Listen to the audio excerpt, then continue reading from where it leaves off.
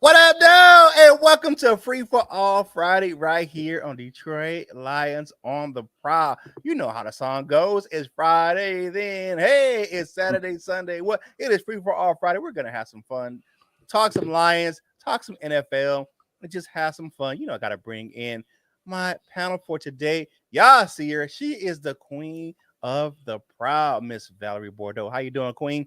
Hey, what's up? It's Free for All Friday, and we're almost close to Super Bowl Sunday, and I'm ready to piss off some Stafford haters. So let's go. All right, good with that. And I see him. He is one of the founders of Detroit Lions on the Prowl, the Maniac, Mr. Timmy. What's going on, Maniac Tim?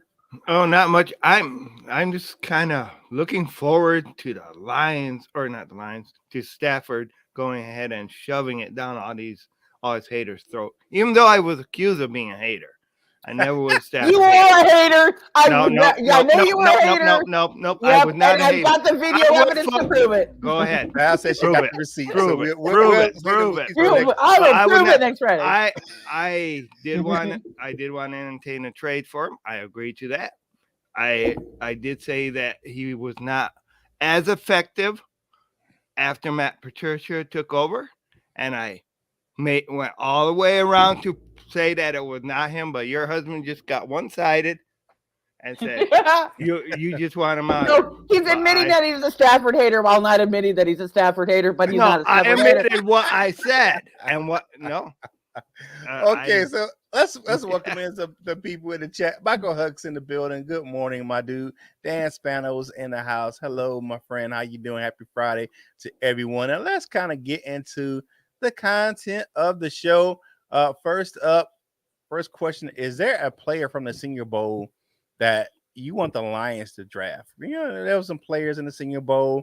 I know that the Lions Let's Unite guys did a show last night about the Senior Bowl, but is there any player that you were like, okay, the Lions should pick this guy up? Do you have anybody you saw, Tim, the Lions should draft? I was working during the Senior Bowl, so I didn't see it. Didn't see it. Okay. So there's no way I can answer that. No. Okay. Yeah. And I looked at the roster. There's not anybody that really stands out to me so much that they have to draft. So, I mean, if they pick up some guys, great. But I don't really see anybody that's we have to have them, or else I'm going to, slit my throat or whatever, or something. Yeah. Like that. I think for me, and I have to agree with Dan Spanos, who says Mafe, defensive end out of Minnesota, edge rusher. That kid was killing it out there. And that shows you the depth. So if we don't draft Hutchinson or Thibodeau and they trade back, there are talented edge rushers throughout this draft. So they're able to get a good pass rusher. Definitely, Mafe was definitely wrecking the shop. Definitely in that Senior Bowl. Dan Spanos says Mua looked great as well. There are some players. I really wasn't impressed with the quarterbacks. Everybody was all this. The quarterbacks were just, oh man, we gotta draft Malik Willis. He did not impress me at all. Sam Howell did not impress me at all. I've been watching him for years down here. He's a poor man's what's the kid out of Baker Mayfield. I mean, we want a guy who's gonna make Allstate commercials or whatever. I mean, yeah, but I'm not impressed with that. I'm not impressed with the quarterback class as well. I mean, just period. If you look at those first 3 draft picks, I want starters. You know what I'm saying? I want guys that can come in and make an immediate impact on, be it one of those 2 guys, the defensive ends, or if we trade back to get like Kyle Hamilton or one of these linebackers, especially N'Kobe Dean or Quay Walker out of the University of Georgia. Those are the type of guys I want to come in and like day one, they strapping it up. They're going straight into the starting lineup. Those are the type of guys that I'm looking at. Here's my thought on this. If you are dead set on trying to get a quarterback or a wide receiver in a defensive draft, you need to watch more Detroit Lions on the Prowl and learn some football because you're totally lost on what's going on. Right. Yeah, I mean, you're gonna look at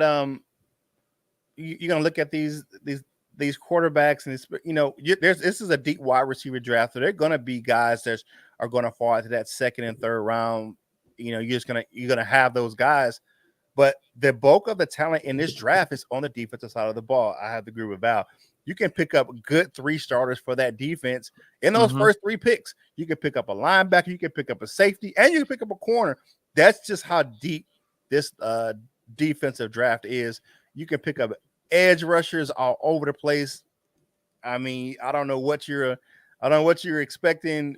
The Lions have proven, and even Dan Campbell said he's wants some more defense on this team. So, I mean, even if you want to go defensive tackle, there's plenty of those guys that you can get in those first 3 picks that can make a difference. You can pair them up with those young fellas. You can with what's his name, McNeil, and you can put them with those guys and have a good rotation, and it could be a really thing to be reckoned with. And I'm liking what I'm seeing on the defensive side of the ball. One fucking Lions fan says Mafe, Asamoah, and Watson would be the 3 that I would like. Moore looked good as well. Yeah, Moore he did look good. But like we said, I'm looking at these guys and I'm like, but and again with this draft though, you're not gonna find a lot of big names that's gonna be in those all-star games because they're seniors, right? Senior Bowl. A lot of the stars are gonna come out in this draft are juniors, underclassmen. So I think that's why you didn't see a lot of big names or a lot of people you're going to fall in love with coming out of the Senior Bowl. And also, they don't want to be hurt in the exhibition bowl too. The remaining seniors that are there yet, the remaining top star seniors. Yeah, you're exactly right, Tim, because they're not going to mess up their draft stock. The guys that play in those games, they're advised to kind of play in those games to kind of get their name out there, get their face, because they're playing probably on a smaller market team where they're not playing at a big name university, or they're playing at a big name university where they're not, their team as itself isn't that good, where they can get themselves out there playing in one of those all-star games, East West Shrine Bowl, NFL Players Association Bowl. They have another one coming out, HBCU Bowls will be playing here shortly. So and they had the HBCU combine, and there was some guys in that combine that are going to be some big name stars in the NFL. If you look at the way that the college recruiting is going now, you look at what Deion Sanders is doing down there at Jackson State. Top recruits are starting to, kind of matriculate down to some of those smaller schools. And with the NIL money, you're going to get that in some of those schools where you're not going to get you're going to get some of those bigger names going to and playing under coach. I mean, think about this. One of the NFL legend is coaching down there at Jackson State. So you're going to get some of those players down there. All right. So good morning. RV Jackpot says good morning. Good morning. Hey, RV. Hey, RV. How you doing as well? All right. So let's kind of switch gears here to the next question. I'm interested to see what you guys. How long does Dan Campbell get to turn the Lions into a winning organization? So that's competing for the division and making the playoff. Ooh, how many years did he get? He signed a 6-year deal. So how many years do you think that he gets to kind of come and turn this organization around? Well, as for me, I'm going to look at it as 2024 is the earliest you're going to see this team be a playoff contention. Mm-hmm. First of all, the Lions are right now at a skeleton structure in the first place. Mm-hmm. You still have foundational pieces to build and your weapons to build. That takes time. That's going to be at least until after Goff's contract is up. So you're looking at 24, maybe 25. So you're looking at 3 to 4 years, maybe 5 years. You're looking about 4 years.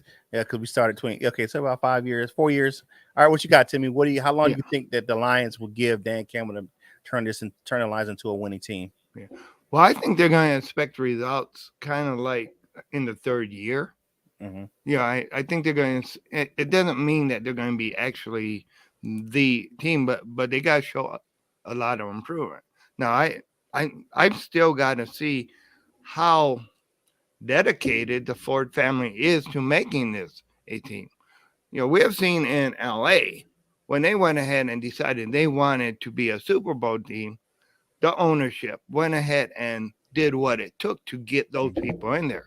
I still have seen the Ford families go ahead and just go all out to do whatever trades, whatever restructuring the salary cap to actually bring the players that's going to get it up to that final piece.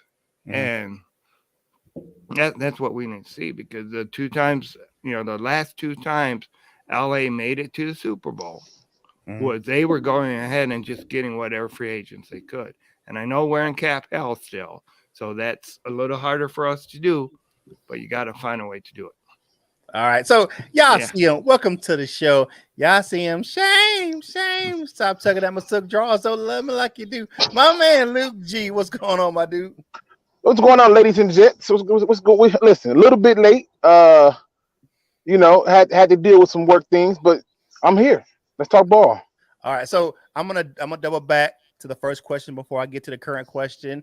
Is there a player that you fell in love with at the Senior Bowl that you think the Lions should draft?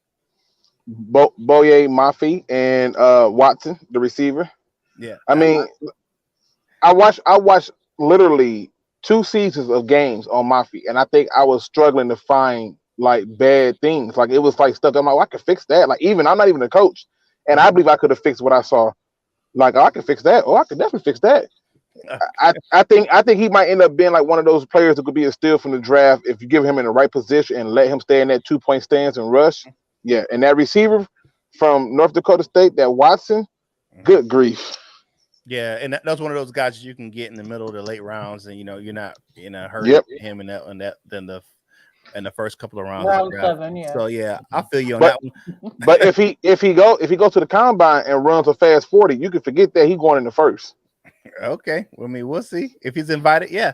All right. So here's the next question to get you caught up. Okay, how long will Dan? This is your question. I have to credit you. This is the question he posted the other day in the DSA chat. How long will Dan Campbell to get to be to turn this team around to a winning organization? Making the playoffs and competing for the division. 4 seasons. I think automatically 4 seasons. The only thing that derails the 4-season prediction, if they just absolutely suck, like just there's no effort, they ain't playing for him, they seem uninterested. Then he'll be meeting the same fate as Matt Patricia. But given what we saw in the first year, as long as it keeps going up, he's getting 4 seasons. Okay, I believe that 100%. The one funky Lions fan said he has to show improvement next year, and he's out. The length of his contract means nothing. Sheila and her parents. I don't think he's out. Number one, he's not out because he's been given a 6-year contract. First of all, he's not going to be out. They already know how bad that things are going right now. So, and they're already a skeleton crew. It takes time to build. He's not going to be out next year if they don't show any improvement. But he should be showing improvement within the next couple of years and be building to that caliber. But it's just because if he shows improvement or he doesn't show improvement, he's not going to be out next year. I think I break it down where it's like year 1 was turnover year. In other words, I need to get the turnover out the way. So I'm excusing this to get the turnover. I think year 2 is I want to see strides from year 1. So that's my first. I'm going to grade you measure year, and then by year 3, I'm expecting to see a shell of itself by year 3 from the first 2 years, because at this point you got the turnover, 2 years worth of draft, 2 years worth of free agencies, 2 years of you putting in your system. And yes, everybody loses coaches, but you got 2 years of it. And so I should be seeing us making a serious push or threat for a playoff spot. And then if I don't get the playoff on the year 3, then year 4 is either a playoff or you out. Right. And I get that. And speaking of poaching, that we did get our first you weren't on air with us, but the first, I guess, poach of the coaching staff by the Denver Broncos. They're kind of plucking Don Capers off our staff, but I don't think that's a big loss for the Lions. What do you think? Oh, that's a huge loss. You think? It's a huge loss, and I'll tell you why.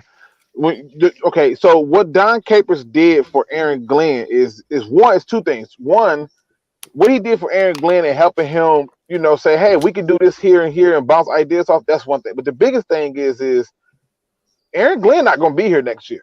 And Don Capers would have been a good way to buffer who was going to move in that spot, if not move him up. So that's a huge loss in that regard.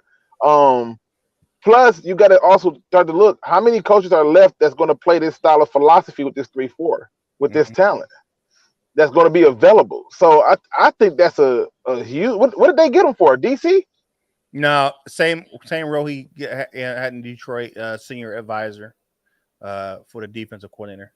Nothing like, he's just going to pretty much the same role he had in Detroit. So was his contract expired with us? Because you usually can't plug somebody from us for the same position. I don't think he had a long-term deal. I just think as an advisor, I don't think that they have a same type of. No, they don't have it as an advisor. They don't. Yeah, because he wasn't technically on the coaching staff. He was an advisor. Now, if they had plugged him as a DC, I'd have been a little bit more okay with it, because I think as a DC, I think he'd be okay. But after 1 or 2 years, people figure his defense out relatively fast. But okay. Yeah, I disagree on you as it being a huge loss. I think it's going to be irrelevant, but that's just my opinion. I think that Aaron Glenn is the type of guy I think he gleaned what he needed to glean from him over this last year, and I think that he'll be able to move forward. Yeah, he was here for a season, and that was it.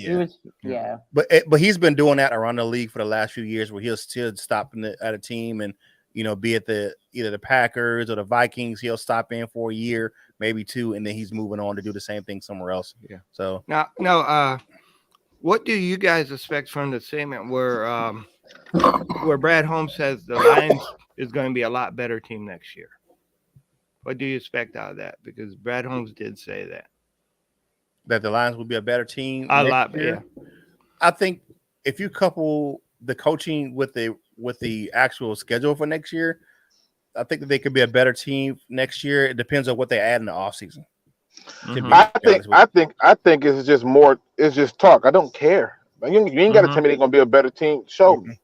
Yeah, definitely. Yeah, shut your mouth and move your feet. That's all. Yeah.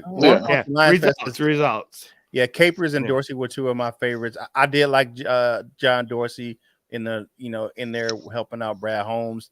I think he saved us. He saved us. Yeah. So you remember, I'm sorry, but you remember Brad Holmes was talking about trading up, and Dorsey was like, just relax. We got this. He'll fall to us. Yep. Yeah, definitely. So excuse me. I'm trying to get to some of these comments. All right. Okay, what we talk about Detroit fan man said we're talking about the loss of Don Capers to the Broncos. That's what we're kind of talking about right now, as far as the first kind of domino drop in. We're looking at we still have one guy out there kind of interviewing, making the circuits with Aubrey Pleasant. So we'll talk about that here in a little bit. So let's get to the next question here. Going on, I'll get the banners up.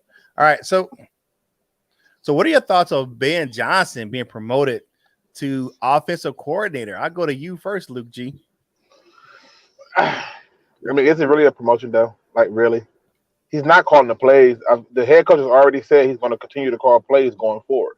So is it really a promotion, or is it just a promotion in job title? Like, to me, as long as you're doing whatever you did last year that resulted in you running the ball more than passing, I don't really care who the coordinator is. But I don't know if I call it a promotion, being that Campbell's already said he's going to continue to call plays. So, did he say that? I don't know. Yeah, okay. He said that he was. I want to say he was doing an interview after the season, and he said going forward he's going to continue to call plays, because they asked him about Anthony and Lynn, and he said he likes calling plays, and going forward he's going to continue to call plays and work closely with his coordinators to make sure that they got the right game plan.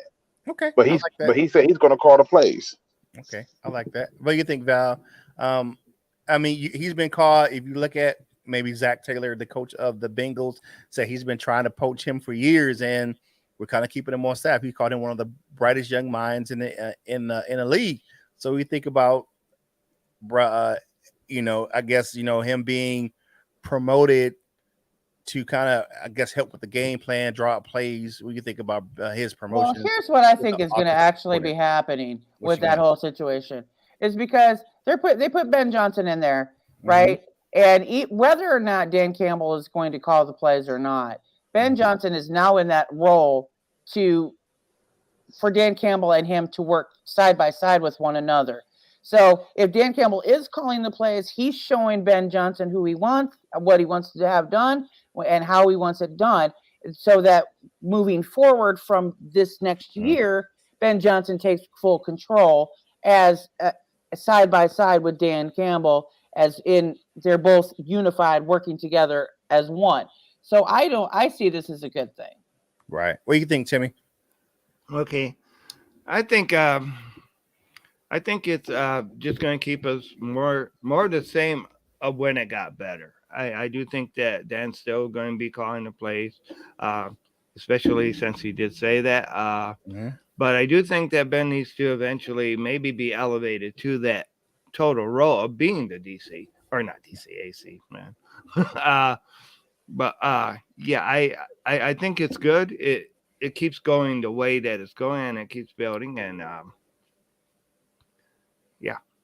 All right. So for me, if you look at what Ben Johnson did in that second half of the season, if you look at especially with the passing game and some of the route concepts that he had for St. Brown and some of the other receivers, and just the way that the passing game opened up for Jared Goff in conjunction with the play calling of Dan Campbell, I think that was a good thing. And I think that, like I said, he has a great offensive mind. He's going to be able to take over that role fully.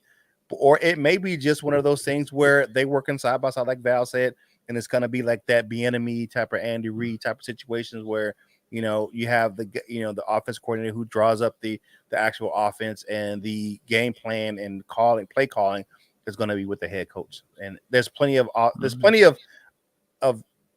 guess kind of like teams like that have that type of dynamic where the head coach calls the offense, and that's just what I mean. You look at the Super Bowl and you look at those two guys, that's what they have. Those two guys call the offense. Sean McVay, he draws the plays. He's just the own de facto offensive coordinator. And you look at Zachary Taylor, the same type of deals happening over there in Cincinnati, where he calls the offense because of his role on that's what he wants to do. And as a head coach, I mean, they're within every right to do that. I mean, we know some head coaches don't do that. They leave it to the offensive or defensive coordinators. But we see that on the defensive side too. Some coaches, some are defensive minded, they call the defense, and they lead the offense to the other guys. Oh, we got Micro Mike in the building. What's up, Micro Mike? What's going on? He says, yo. What's up, yo, to you as well? What up? I want to address this thing with Brett Higgins. He says, not sure that Reed and Dan are on the same level. And we're not saying they're on the same level. We're saying that this is the same type of principle that's going on. Yeah, that's all we're saying. Because of the fact that this is the type of dynamic that they're going to have with their coach. Yeah. I mean, it takes a while to get. I mean, there's not a lot of people that's on Andy Reid's level. Right. I mean, there's just not, you know what I'm saying? So yeah, it has nothing to do with being on that level. It more has to deal with how the way in which they operate. And here come Micro Mike. He's been dipping in the weed stash for a little bit. It's Antonio Brown for the Lions. He's hitting every video with the most random, outlandish. It's always something like Ronald McDonald for offensive coordinator. Like what Mike? Yeah, Mike. Yeah, he's been has woken up and chosen violence today. I know. Is definitely on one. Michael Huck said, "Isn't that how KC operates with their offense and score?" Yeah, it is. Yeah, it is. Which is why Eric Bieniemy is not getting the serious look that he's supposed to be getting, because they feel like dude, you're not calling the plays, and we don't know if you are a leader of man, and that's where the problem comes in at. Yeah. So all right. Lions Lee says, stopping in to say hi to wish everyone a great weekend. Well, a great weekend to you too, Lions Lee. We appreciate it right here on the show. Here goes another one from Micro Mike, a classic. The Hamburglar should replace Rory. Oh my God. Whatever drugs you have, Mike, come over to my house because I want to share. Okay, will you? What dispensary you going to, and I see if I can order it online so I can ship it down here. So one fucking line says Michael no run game that way too. I mean, that is where New Orleans was run that way too. Okay, yeah, New Orleans, yeah. Yeah, I mean, New Orleans was run the same way. Yeah, you look at what Sean Payton was the de facto offensive coordinator down there. You know, he had a guy on staff that was his offensive coordinator, but he called the plays. He ran the offense. This is how it went. All right, Tristan Wins, what's up, young fella? He says hello to hi to everyone on the panel.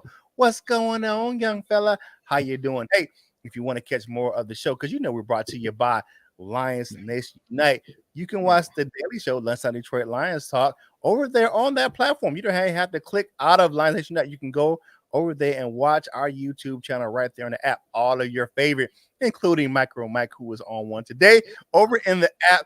All of the contributors are over there. And I want to give a big shout out to my man, you know, Mr. Boot Up himself. Michael Banks is that finalist for the Ford Fan Hall of Fame. He's out there in LA right now at the Super Bowl, man. Congratulations on that, man. I voted so many times, man. I lost count, man, because I wished him all the rest. Good dude, man. Michael Banks is he's a good dude. So go over there and check it out. Hopefully, we'll get an update here to see if he made. But I think that's kind of like the finalists are kind of the guys that's going to get in. But if they're in, they're actually in Canton. So they go into the Hall of Fans is a wing in the actual Hall of Fame. So, man, congratulations to Michael Banks, man, for going out there and doing that thing, man. And congratulations. Thank you, everyone over there who voted for in that thing. And big ups to my man, the macho guy, Gary Champion over there. He's in another contest where he was the Detroit Lions biggest fan for Comerica. So they're running a contest over there as well. So congratulations to those two guys. Dr. Detroit's in the building. What's going on? He said Detroit Lions on the prowl, one pride. So you know how we get down. One Funky Lion fan says, I think the enemy is also being held back by what Nagy did in Chicago. Oh, I don't know. Okay. Personally, I think we should just wait until Andy Reid steps down. Man, I don't know, man. Andy Reid's a fat crip kicker. I don't know what he go ever. Kind of like the Energizer Bunny. That dude. I don't know if he ever gonna step down, man. He gonna be that dude gonna run out there with his dog on. He gonna be in a hover around on the sidelines. That dude, I don't know. He gonna get that thing. I mean, I just see that. Okay, we got my man, another guy in the building. Y'all see him. Jeremy B is in the building. Let's get you kind of caught up, man. So I'm gonna ask you the last question. What do you think of Ben Johnson's promotion to offensive coordinator? Oh, can't hear you, brother. You on mute. The way that offense. There we go. And then he came in power blazing. Woo. Yeah.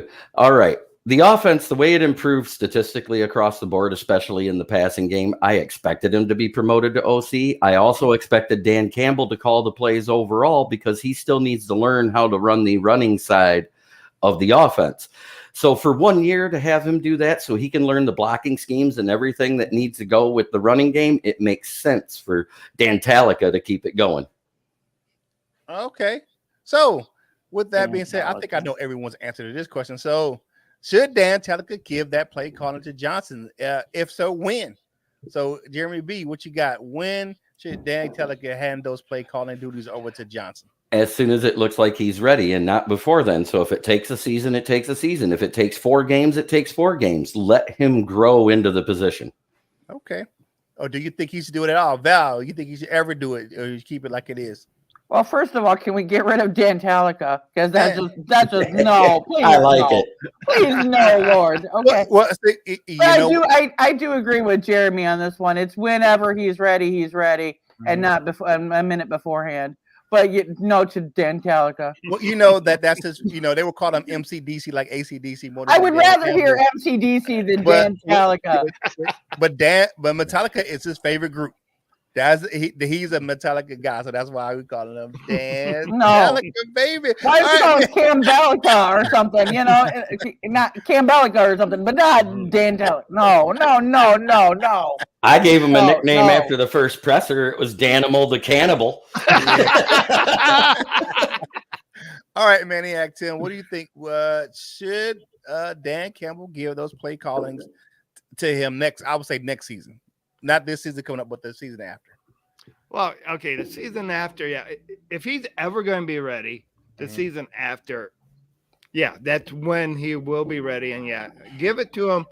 But unless Dan wants to really just keep doing it, if that's the style of play he wants his team to do, that he wants to be in there to make those decisions, then should keep it, but should keep doing the play calls. But but Ben better be ready by then to be able to do it all. Okay, I got you. What you got, Luke G? I mean, for me, I don't really care who's calling the play. I'm telling you, I'm just so simple, y'all. Y'all don't get it. As long as they running the ball, I'm not asking for much. Right. Take the game out the hand of the quarterbacks. I'm sick of watching games come down to quarterbacks lose. Like, perfect example, Kansas City. Why are you still doing all this damn throwing with Patrick Mahomes? You've been running the ball just fine. Another truth. Seattle Seahawks. They ain't did nothing without a run game. Just run the ball. I'm not asking you to reinvent the wheel. You got to pass sometime, but be a run-first team. The Titans have done more as a run-first team, and it's not just because they have Derrick Henry. They're a run-first team. I don't care who's calling the plays. Just run the ball. Please. Just run the ball. Please. All right. Super Saiyan Lion says, are you in a closet? I think I see this every show. We have this same question. This is the small office off of the tire room for when they sell cars. I get to come in here and use it, so I'm secluded and away from all the noise. Okay. All right. Oh, one Funky Lions fan has a reply to Luke G. He says quarterbacks sell tickets. Oh yeah, because that's what he's saying is that's why they pass so much, because quarterbacks sell tickets. The fantasy football is a huge problem, man. Like I was over there on Man Hour. Shout out to them. Doing my little weekly little thing I do with them, and the question came up: is Tom Brady a game manager? As soon as I said he was a game manager, the whole chat set ablaze, set it afire. And I said, wait a minute. I said, he got 7 Super Bowls. I said 4 or 5 of those were won on kicks, and none of them kicks were short. Y'all acting like he got these people out here kicking 20, 15-yard kicks. No, these are 48, 50, 43. He's still great, but let's not overdo this. And I just think at some point we got to stop looking at it and saying the quarterback's going to carry us. He's not. But you got but you've got quarterbacks that are like I said, they're game managers that aren't the beautiful throw guys that have made it to the Super Bowl and won it. Won it. Right. Joe Namath. Mm-hmm. You could name a lot of great Brad people. Johnson. Yeah, Trent Dilfer. Yeah, Trent Dilfer. You don't have to have a fast quarterback. Yeah, Brad Grossman. You don't have to have a fast quarterback. Eli Manning. Jake Delano. Yeah. Exactly. That's been the Super Bowl. All right. Turner C. Brody says he might want to do it like his mentor, Sean Payton. We're talking about Dan Campbell calling the plays and being the de facto kind of offensive coordinator, working with Jackson with the guy who he has in the position. All right. Here's a good Jerry Benson says Anthony Lynn's average for the total first game was 321 yards. Dan Campbell's play calling in the next game averaged 323. I think the big difference was the defense. And you know what's funny? You want to hear something that's funny? I'm going live today, and I was literally going to bring up some things about. Cause I think Lions fans are misinformed when it comes to Anthony Lynn. And I'm like, I hate to be the bearer of bad news, people, but the defense was a huge difference, and the fact that they took the ball out of the hands of the quarterback and ran it more, and that's the difference. When you do things a certain way, you'll get different results. Right. And I think that's what it is. So I had a very unpopular opinion because I didn't think Anthony Lynn was the problem. I think it was that. I don't think he was the.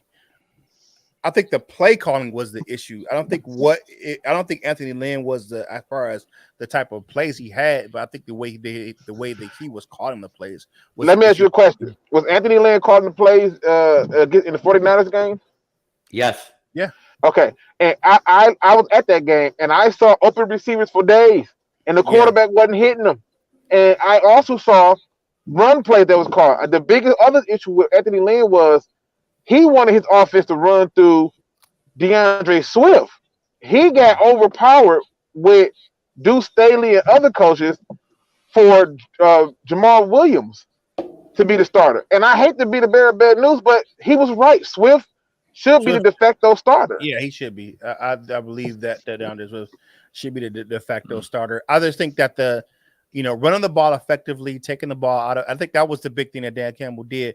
He took the ball out of Jared Goff's hands, and made it more. He played to his strengths with play action, where he played to his strengths. And I think Anthony Lynn was, putting him in some bad situations. He on 4th down and 1, he's back, got him back in the shotgun. I didn't agree with a lot of those play calls, and I like the way that they switched it up at the end of the year.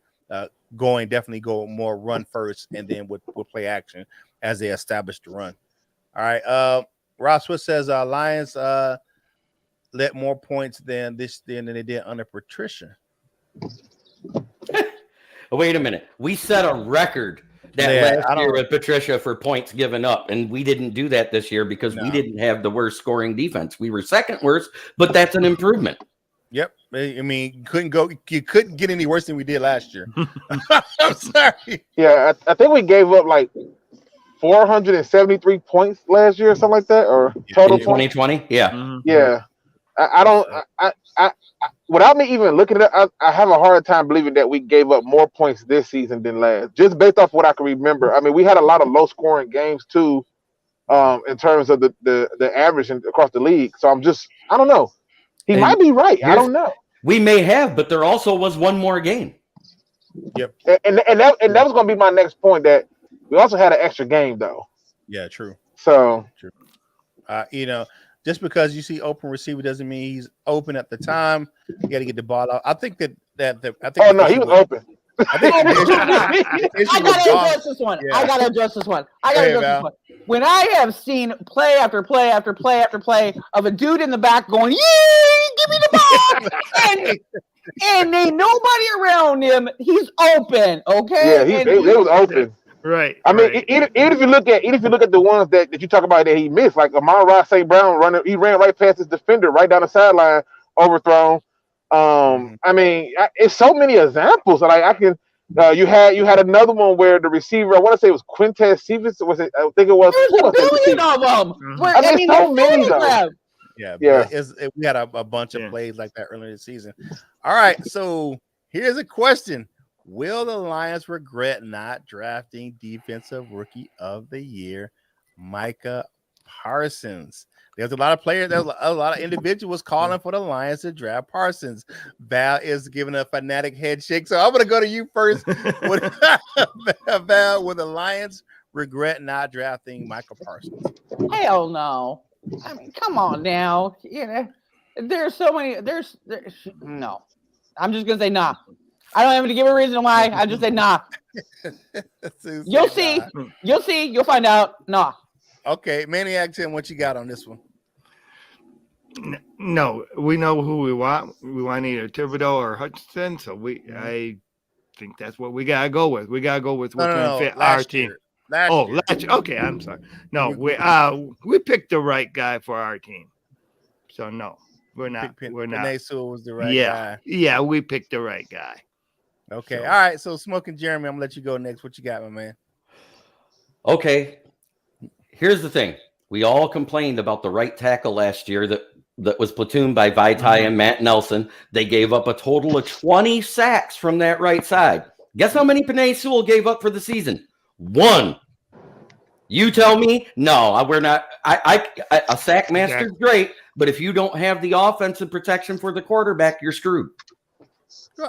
I think he was much more than a sack master this year, but Michael Parsons played a lot better than I thought he would. I thought he was a lot better impact player out there in Dallas. I mean, the guy got all 50 votes for Defensive Rookie of the Year. He deserved it. I mean, he did deserve it. So he did a good thing. But I don't think that the Lions will regret it. I just asked the question, because you got to play devil advocate, because you look at, there were a lot of Lions fans that were calling for the Lions to draft Michael Parsons. So if you look at that, I think we went the way we needed to go to shore up that offensive line. I don't think it was a mistake for the Lions to draft Sewell instead of Parsons. But you're gonna have some people, especially now that he won an award, they're gonna come back and say those things that we should have drafted him and could have got a right tackle somewhere else. All right, what you got, Luke G, on this one? I mean, how do you regret the Lions actually shoring up an entire group unit with one pick? You take Michael Parsons, he wasn't shoring up the linebacking core. You know, if you took a receiver, he wasn't shoring up the receiving core. You took one pick and you could instantly short up your entire offensive line. When's the last time anybody ever talked about the Detroit Lions offensive line before this year? I'll wait. It's going to be a while too. And we only doing an hour show. So I'm just saying the regret part of it to me is comical. I can understand you like the player, but his impact would not have been. And then here's the worst part about it. Who would have thunk at any point in time that, that the Lions would have Taylor Decker go out, would have all these linemen go out, and here we are with a lineman who's ready to go, who shifts all over the damn field and performed. Yeah, the only regret I have is I couldn't take one of them damn tackles again. Okay. That's it. I mean, look at the presser after the draft. Brad Holmes even said, if Sewell wasn't there, we were taking the other tackle. And then if that person wasn't there, we were taking a linebacker. Yep. So that meant he was going Sewell, Slater, or Parsons. So he knew he was going to be a good player, but the O-line was the right way to go. Yep. Yeah. We all knew it was going to be Sewell. No, I mean, there was no question. I wanted Slater. I really wanted Slater. I wanted Slater because I knew Slater could play all 5 positions. Yeah, I actually, when we did our first mock draft, when Jim and I did our first mock draft last year, I picked Slater instead of Sewell. And I did that because me and Jim were correct. So come listen to me and Jim. Okay. You need to know the right way to go. Listen to me. Now, I will Could say you this. keep the horn any louder? Yeah. Jim used to listen to Val too, so all right. But I will say this: you cannot sneeze at the rookie season that Rashawn Slater had either. No, he had a great season. Great season. So I mean, you could looking at two of the those guys are going to be one of the cornerstones on any offensive line for the next 10 years for either Slater or Sewell. So you couldn't. I don't think you could have went wrong with either one of those guys. I just think that it is what it is, and I think we got the best guy for us. Here's another thing. If Slater wouldn't have missed the last 2 games, the Chargers was in over the Raiders. Yep, I believe that. All right. So let's get back to some of these comments. John Kapler is in the building. We're gonna see what he had to say.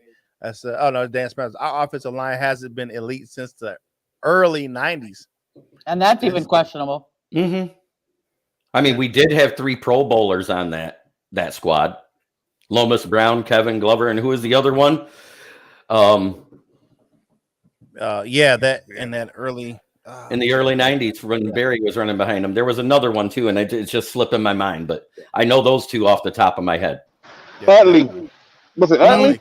Mm-hmm. Utley before he got hurt, the year before he got hurt when he was a rookie. He was an all-pro rookie. Yeah, definitely. Okay. Jerry Benson, he is definitely stirring up the Kool-Aid this morning. He said, I want up the Lions to draft Devontae Smith, Mahomes, found a receiver in Amon-Ra St. Brown that later rounds that had the same talent. I trust home, whatever he picks. Yeah. I never wanted the Lions to draft a receiver in the first. We did that too many years in a row where we drafted receiver after receiver. I mean, we all remember the Matt Millen era where it was just receiver after receiver after receiver after damn receiver. And that's why you should listen to Detroit Lions on the Prowl, because then you're really going to find out exactly what the Lions are going to be doing and not what all the bullshit other shit people say. Every year, Matt Millen, when he drafted, went right off of Mel Kiper's big board. Every damn time. Didn't matter if it was linebacker, wide receiver, quarterback, whoever was available that he said was the best. That's who he's took. You know what's funny though? He had it in the green room.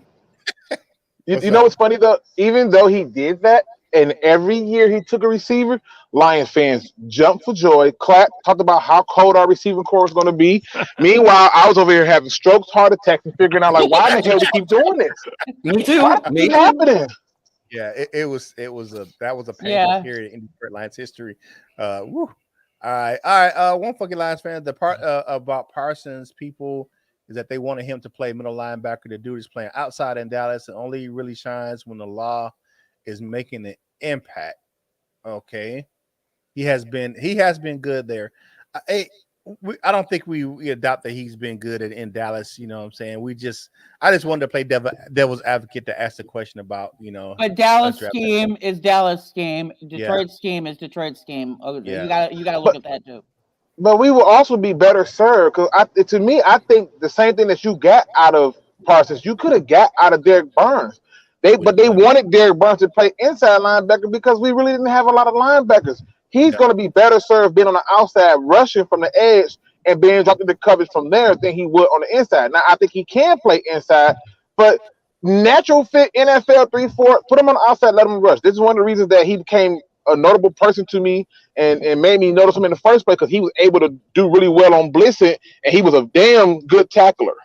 Yeah, definitely. I agree with you 100% on that one, Luke G. All right. Well, since you mentioned Derek Burns, I do want to add, wasn't it great seeing him mentioned and in the stands as Whitworth's guests at the NFL honors last night?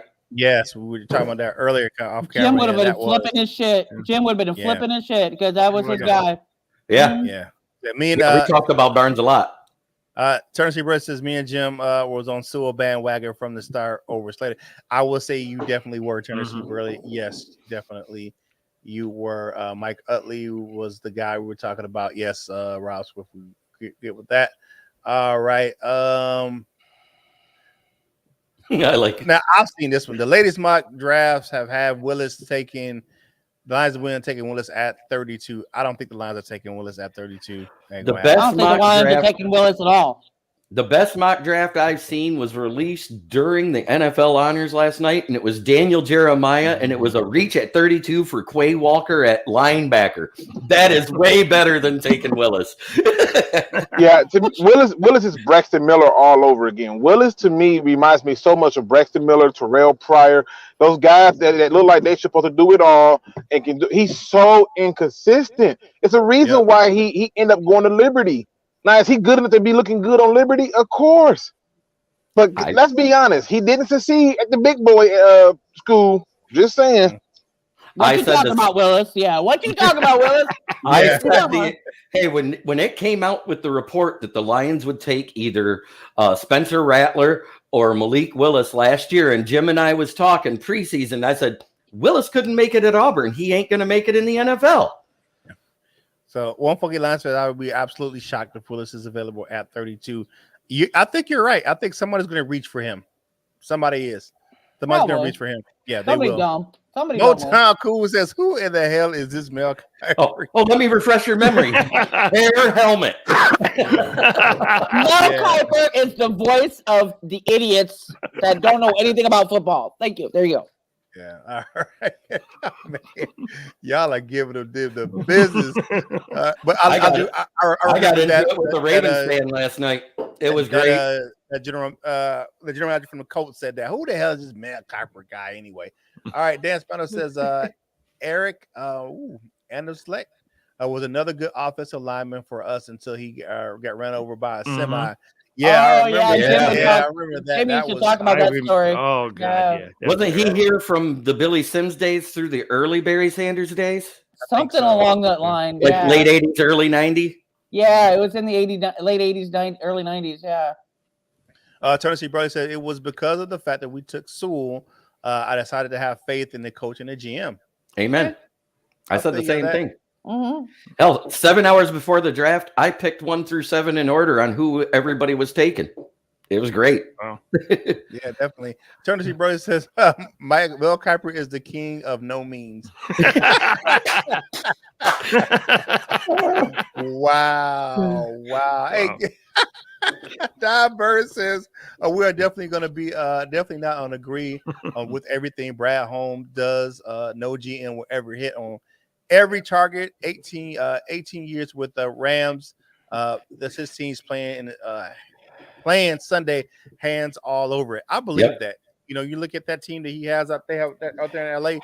His hands is definitely expressing. You look how they built that team, where they built the core of that team and then they added the pieces later on. So, the core of that team is homegrown. And then you have some pieces here and there that they added on with the Matthew Stafford, the OBJ. You look at the defense side of the ball where they probably have the most guys that kind of pluck, with the linebacker coming over from the Bears. Give me his name, Val. He was the outside linebacker and then you have I don't know. It's not coming to my head. Jalen Ramsey, and then you have those guys that kind of just plucked free agency. You talking about Floyd from the Bears? Yeah, Leonard Floyd. Yeah, Floyd from the Bears. Yep. That was he's good. He's decent. Yeah, he's not elite, but he's decent. Yeah, definitely. So if you look at that team, they mostly built homegrown with pieces added on. I think that's what we're going to do here in Detroit with my man Brad Holmes. He's definitely going to do that. He says, Motown Cool says Kirk got the MK reference. Yes, I did. Thank you very much. I just had to add the hair helmet because I think it's great. Yeah, definitely. Yeah, I got the Kuiper reference. That GM, man, that was that's probably one of the funniest moments of any draft I've ever seen, where Mel Kiper was sitting right next to him. And he said, "Who the hell is this Mel Kiper guy?" That was hilarious.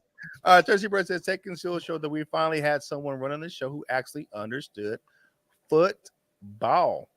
Amen. I feel you on that. Michael Huck's in the building. Any mock draft that shows the Lions drafting a quarterback, I immediately leave this. You know what, though? I have to agree with you on that. I'm like, right, exactly. I'm like, no. Because even when I see it on NFL Network, I would change the channel to that mock draft's already passed. I have a permanent note in my computer that says show me you know nothing about football without showing me you know nothing about football. And anytime any idiot talks about a quarterback or wide receiver in this draft, that gets posted right underneath. You got that's just it's retarded. Yeah. All right. So all right. Latina Alito says I would love to see the Lions trade down in order to get 2 Georgia players, Nakobe Dean and Jordan Davis. Oh, man. It's not horrible, but I almost would take Devin Lloyd over Nakobe Dean. Why would we take Davis? Why would we take either? Like I'm not trying to be funny, but I'm just saying. But why take Davis when you're talking about like you took Ali McNeil, you took Levi Onwuzurike. If you need another D tackle, find him at a later round. Yeah, you can. I would definitely do that. But thank you, Lieutenant Leo. All right, next time for the last question of the day. Y'all know what it is. We wouldn't be right if we didn't do this on a Super Bowl Friday. All right, who we got on Sunday? All right, who you got on Sunday? Rams or Bengals? I'm gonna go with my man Maniac Tim first. Who you got on Sunday, my man? Okay, 34-14 Rams. 34-14. Ooh, that's a 20-point blowout. Woo, that's a big gap. That's a big gap, Tim. All right, Val, who you got on Sunday? We got the Rams or the Bengals? I'm about to piss some people off right now, but I'm going with the Detroit Rams. No. And not only that, I'm going to pull a Tim and go, it's going to be 99-0. 99-0. Stafford all the way, baby. Stafford all the way. And I can't wait for a Stafford hater to come say whine and cry after the game. So let's go. All right, Smoking Jeremy B. Who you got on Sunday? Rams or Bengals, my dude? I got the Rams, but I'm going 27-21 in a shootout. And the reason why I say that is because at the end of the game, Joe Burrow might not be standing. Von Miller and Aaron Donald coming through that revolving door at right tackle may kill him. Okay. All right. What you got there, Luke G? Rams or Bengals, my brother? You know, honestly, I think the Rams should win, and I'm rooting for them to win because I'm a Stafford's fan. But I don't think the game gonna be close at all. I think the Bengals, because the game wouldn't have been close against the Chiefs had it not been for the Chiefs helping them get back in it. So I expect for the Rams to win a convincing Super Bowl. Okay, definitely. All right, let's go to the chat. Tornado says Rams 36-24. Lions will do better this year. Draft will be exciting, I'm sure. Michael Huck says I'm torn, but like to see Stafford get his ring, but Cincinnati has never won one. Yeah, we know that one. Stan Spano says Rams 42-17. Next up, we got okay, Rob Swift. Oh shit! It was Maniac Tim. Okay. All right. So I agree with Funky. What is Funky saying? All right. So he says Dino Lloyd makes sense. Davis to me will be a nose, and they seem to be okay at nose. If you want to D tackle, then that fit to replace Brockers long term. You look at Leo. Okay, definitely. All right. So for me, for this Sunday, I have the Rams winning in a close one. I got it 28-24 LA. I think that they'll get out to a good lead. The Bengals will come back, but that defense will hold up, just like they did against the 49ers, and shut them down. And that will be the final score. It will be 28-24 in an exciting second half for the Bengals, but the Rams will do enough to win that game. All right, so it's time for final thoughts for the show. First up, my man, Maniac Tim, what's your final thoughts for today's show, my dude? Okay, well, let's everybody enjoy the weekend and enjoy seeing Stafford get his Super Bowl ring. Definitely. Val, final thoughts for today's show, Queen of the Prowl.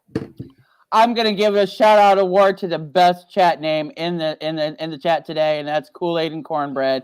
I don't know why that just cracks me up, but I love you. Okay, so as far as my final thoughts, it's gonna be Stafford all the way for me, and I can't wait to talk some shit all Sunday and tear Stafford haters apart the whole day long. So I hope so. Come and join us.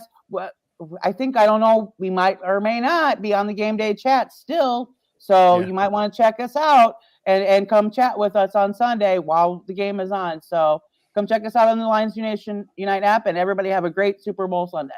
Yeah, definitely. Smoking Jeremy B, what's your final thoughts for today's show, my guy?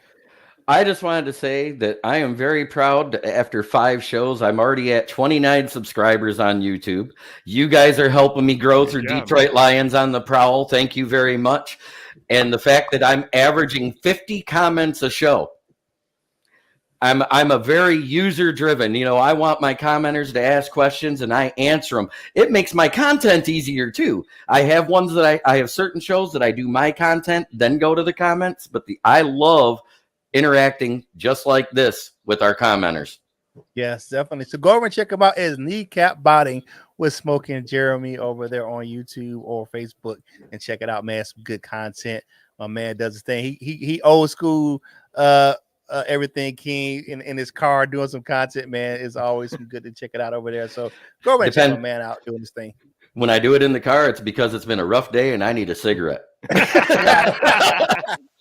If you can't find it, check us out. Check us out on Facebook on the Detroit Lions on the Prowl Facebook group, and we'll lead you in that direction as well. So definitely. Yes, thank you both. My final thoughts for today's show. Hey, if you want to get yourself some Lions gear, they got some great sales going on over at fanatics.com, like 65% off certain items, 70% up off certain items. So go over to fanatics.com and check it out. Links in the description. If you want to get yourself some great treats, go over to Delightful Bites and check it out over on Facebook. I might show Jeremy B some love and get him a Detroit Rams shirt for Valentine's Day. I need kindling for the fire barrel. Go right ahead. If you want to get yourself some great snacks for the game, go over to Delightful Bites and check it out. You can go over and check her out on Facebook, or to email her directly at delightfulbites18@gmail.com. But I think I want to thank the whole panel for coming on today. And we're in the midst of Black History Month. I have my Black Excellence shirt on today. My wife bought this for me to make sure I keep that positive outlook on Black History and Black Excellence. I am Black History myself, and thank you for Jim for making sure we have a good level of diversity on the show and on the panel and on this channel. And we want to salute everyone who's doing great things. And again, shout out to my man, Michael Banks, for being that Ford Fan Hall of Fame's finalist. All right. So my man, y'all know who it is. Luke G gonna bless us with his final thoughts for today's show. Hey, salute to everybody. Thanks for having me on the show. I always have a good time doing this, talking sports. Today's positive quote comes from me. It's very simple. It's time to elevate your fellow man. I'm going to repeat that again. It's time to elevate your fellow man. Some of y'all doing real good. And I know that the saying is it is lonely at the top, but the question should be why? Why does it have to be lonely at the top? It's time for you to be a part of a solution that you can actually be a part of. Did you know that a simple smile goes a long way? A simple, hey, whatever you're going through today, it ain't going to be this way for long. Hang in there, goes a long way. I need you to find somebody who just needs to hear a good word today and elevate your fellow man. There's somebody out there right now that you just drove past who had a sign that said he's hungry. Don't give him the money, but certainly give him a meal. There's somebody out there right now who is literally saying to you, I can't afford to pay my cell phone bill. You know, maybe you need to give a little blessing to help the cell phone bill. But the point of the thing is this: when you find a way to elevate your fellow man, the idea of it being lonely at the top no longer exists. It becomes family at the top. It becomes love at the top. It becomes human at the top. And I can tell you one thing: when you do things like that, there's a whole nother opportunity for you to create a new top, and that is the sky. And I can tell you one thing about the sky. The sky ain't a ceiling. With that being said, ladies and gentlemen, please make sure you hit that like, subscribe, and notification bell, because that is how you stay in touch with what we get doing over here. And if you don't do nothing else at all, please do your research. We are out.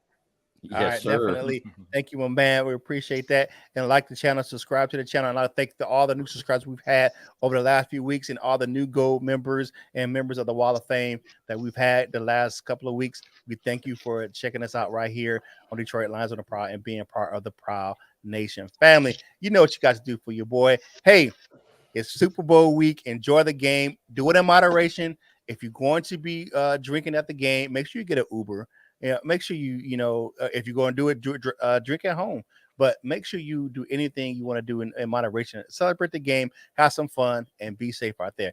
And whatever you do in life, you know what you guys do for your boy. You got to boss up, ball out, and be the best version of you that you can be. For the panel, this is Kurt Steele, and we will holler at you real soon. We love you, Jim.